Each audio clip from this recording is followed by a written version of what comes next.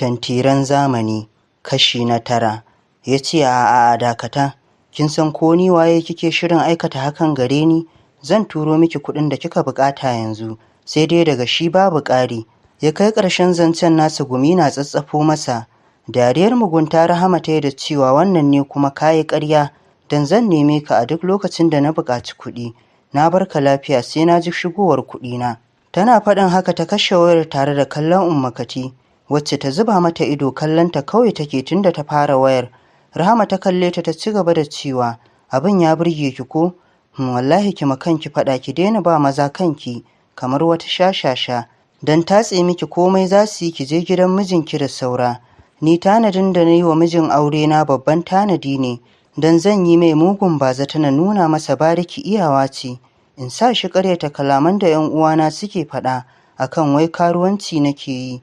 To wai ma ta yaya mahaifiyata tana min addu'a dare da rana, a ce addu'ar ta ba za ta yi tasiri a kaina ba. Kawai na yarda cewa ni ba na jin magana, amma ta wajen aikata zina zan kare wa mahaifiyata wannan mutuncin, don mijina ya yi mata kallon mutunci. Jan numfashi Umma Kati ta da cewa zan yi ƙoƙari sosai wajen ganin na zama kamar ki, kuma insha Allah zan daina ba maza kaina, don gaskiya ne idan na ci gaba da hakan ba makawa ba zan kai wa mijin aure na abin kirki ba. Yanzu dai yunwa nake ji, don ban karya a hotel ɗin ba. Bara na je na dafa indomi da ƙwai na ji ƙarfin jikina.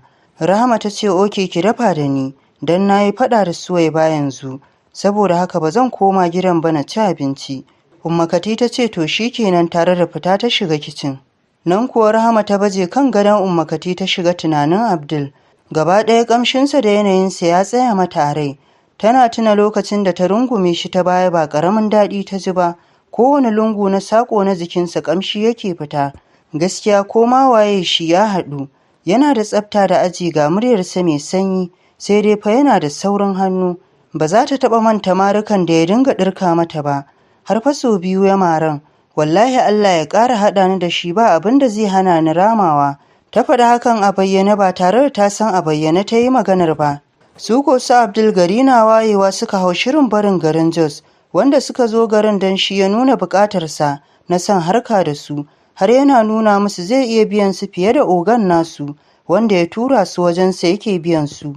Sai dai bai san yaran suna da wayo matuƙa ba, hakan yasa suka ce mai ya tuntuɓi ogan nasu, idan ya amince su dinga harka da shi. Su san ba su da matsala da hakan, ya ce musu kam zai tuntuɓe shi ɗin. Bayan sun iso garin nasu na Kaduna, kallon Amir Abdul ya da cewa duniya ta cika da rashin gaskiya. Ka duba oganmu ya yarda da wannan mutumin amma yana son saye mu don mu bijire masa mu koma aiki da shi. Amir ya ce bar banza mana, ya ɗauka mu yara ne, son kuɗi kawai muka sa a gaba ba ma duba mutuntaka. Abdul ya ce na yanke shawarar gobe kawai mu an taya garin na Legas, mu aiwatar masa da aikinsa ko ya ka gani. Amir ya ɗanyi shiru sai kuma ya ce hakan ya yi, sai mu fara shiri tun daga yau. Da daddare misalin karfe 1:30 na dare, Salisu mijin Anti Zainab ya dawo gida a buge, da alama wata ce can wajen iskancin nasa ta ɓata masa rai, don haka kawai sai ya zo ya sauke fushinsa kan Anti Zainab ɗin. Tana kwance har bacci ya fara kama ta, kasancewar yau kwata-kwata ba ta jin daɗin jikinta. Kawai ba sai ya hauta da duka ba ji ba gani ba, wai don iskanci tana jin yana sallama amma ta yi buris da shi. To dama gaskiya Anti Zainab ba ta bacci idan har Salisu bai dawo ba. Da wannan ya yi amfani yake ganin kamar yau iskanci take ji, shi ne ya ce bara ya sauke mata shi. Sai ɗauke ta yake da mari yana kai mata naushi, kamar ya samu tsaransa. Ba ƙaramin wahala yake son bata ba a wannan daren. Da ƙyar ta samu ta fice daga bedroom ɗin. Ta yi nasarar ɗaukar hijabinta a falo ta yi saurin buɗe ƙofa ta fice. Haka jiri na ɗibanta cikin daren nan haka ta an tayo gidan nasu. Cike da tsoro tana addu'ar Allah ya sa kar ta yi gamo da aljanu. Dan tun da take gujewa mijin nata, bata taɓa guduwa cikin tsohon dare irin haka ba. Allah ya so ta lokacin sa Abdul sun dawo daga yawon daren su, sai dai bai bugu kamar yadda ya saba buguwa ba, saboda ya yi alƙawarin denawa ga baki ɗaya a hankali. Danganin Rahama da ya cikin yanayin nan, hakan ba ƙaramin tayar mashi da hankali ya ba akan harkar shaye-shaye, sai dai yana son denawa. Dama Hajiya kaka ta sa ma 'yan gidan doka, kar ta ji wani cikinsu ya kulle ma Abdul ƙofar gida. Wannan dalilin shi yasa Abdul baya fargabar dawowa a kowane lokaci don ya san kofar a buɗe take. Ta kusa isowa kofar gidan nasu kenan sai ga su Abdul suka tsaye da motar tasu a kofar gidan su Amir. Nan suka fito da mamaki suna kallon tuhuma. Amir da ya bugu sosai don haka sai ya rufe baki ya zaro ido waje ya ce, kai anti Zainab me kike yi a cikin wannan daren? Ba ki tsoron aljana ta kama ki? Kut, waye miki duka haka naga fuskar ki duk ta kumbura. Anti Zainab ta kalle shi da kyau ganin jini a rigarsa, shi ma Abdul ga jinin a jikinsa. Ta ce, ya naga jini a jikinku, me ya faru da ku?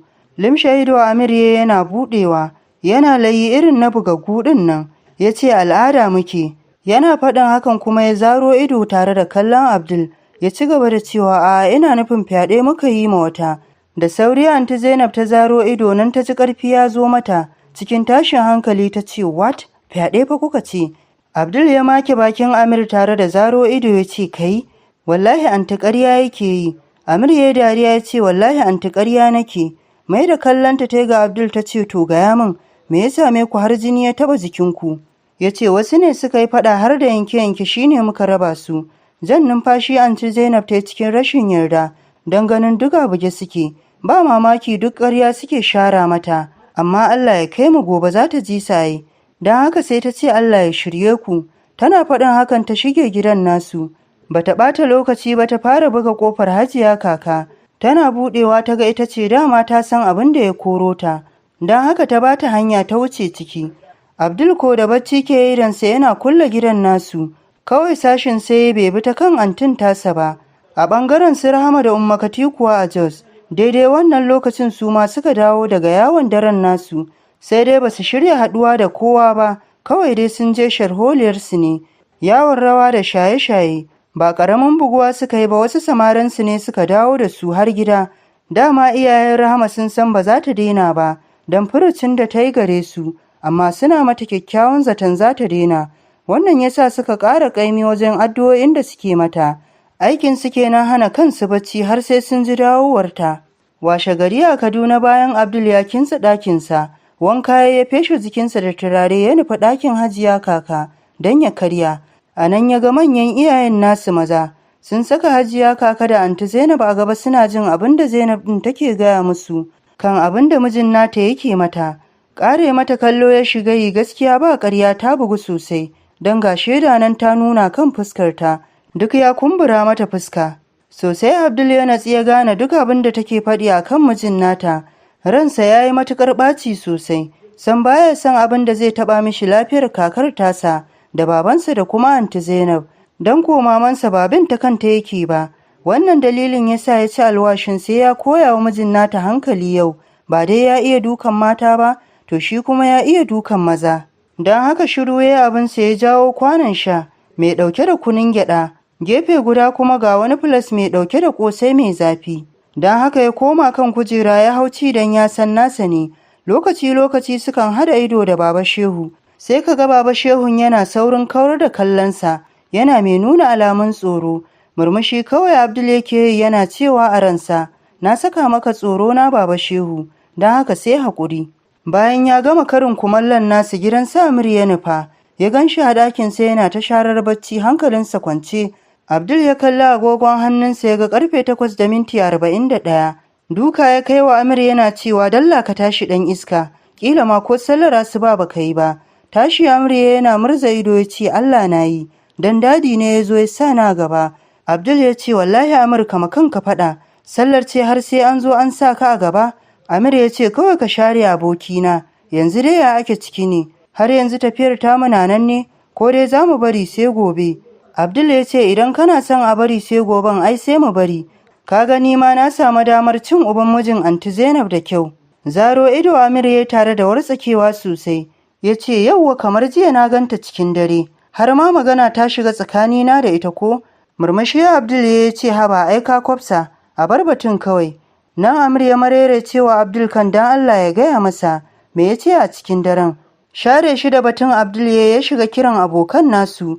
Ya shaida musu yana son su nemo masa mijin anti Zainab a duk inda yake, su kai masa shi ɗakin horonsu. Nan suka amsa mai da ladabi kan yanzu za su samo shi.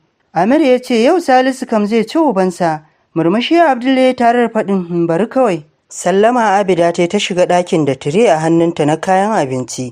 Ta ajiye a kan teburin da ke tsakiyar ɗakin. Ta ce ya Abdul ina kwana? Ya ce lafiya lau my dear, kin tashi lafiya? Ta ce lafiya lau. Ga breakfast nan momi ta haɗa har da kai. Ta ce ko za ka ci? Ya ce wayyo Allah sarki momi da ta bari. Don yanzu na gama karyawa ɗakin hajiya kaka. Zuba ma Amurki tafi da sauran.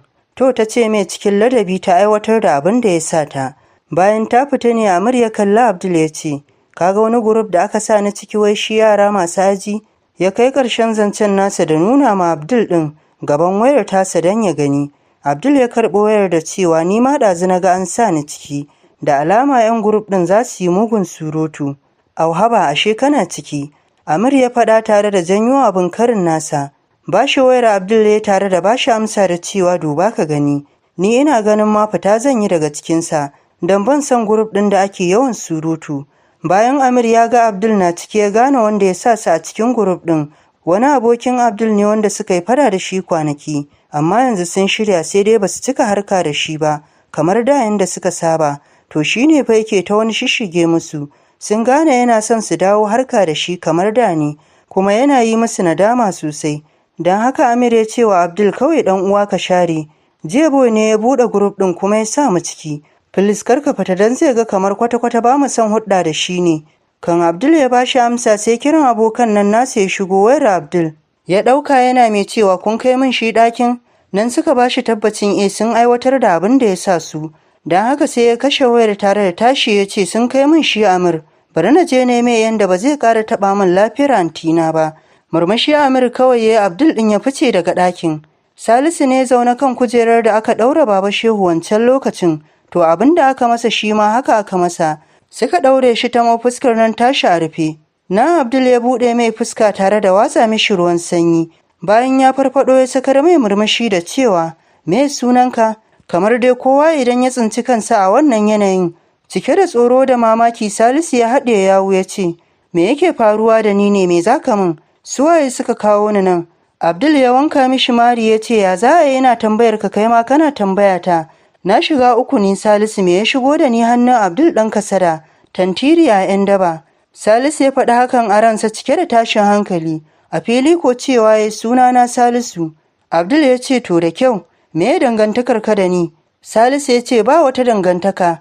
Ni dai na san ina auren ƙanwar babarka Zainab. Abdul ya ce masha Allah, to zan so na ji dalilin da yasa kake dukar min anti Zainab, da har kake bari take baro gidanta cikin dare. Ba tare da hakan ya dame ka ba. Gumi ne ya rika karyowa Salisu don tabbas yau ya san mai raba sa da Abdul sai Allah, don ya fi kowa sanin tantiranci irin nasa da kuma Amir. Tun yana zuwa wajen anti Zainab zance, cikin muryar rauni ya ce a gaskiya ba ni da wani dalili da yasa nake aikata mata hakan.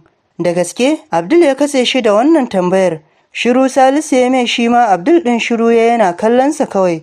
Can sai Salisun ya ce kaman aikin gafara. Wallahi na tuba ba zan sake aikata mata hakan ba. Idan na sake aikatawa ka yi min duk abin da za ka min.